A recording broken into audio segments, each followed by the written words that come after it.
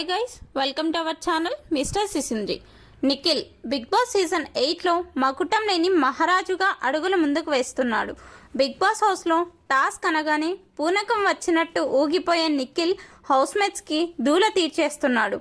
నిఖిల్ టాస్క్లో ఉంటే మనమిక గెలవలేమేమో అన్న అనుమానం మిగిలిన హౌస్మేట్స్ అంటున్నారు అంటేనే అర్థం చేసుకోవచ్చు నిఖిల్ ఆట ఏ రేంజ్లో ఉందో.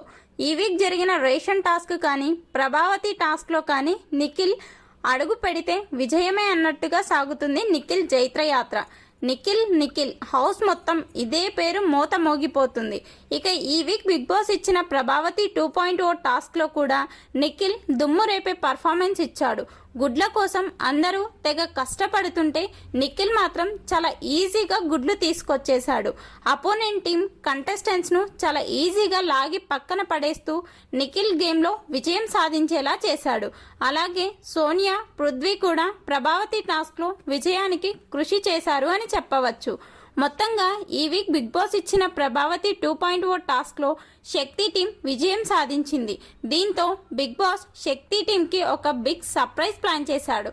బిగ్ బాస్ నిఖిల్ టీంకి ఇచ్చిన బిగ్ సర్ప్రైజ్ ఏంటో గెస్ చేసి కామెంట్స్ రూపంలో తెలపండి.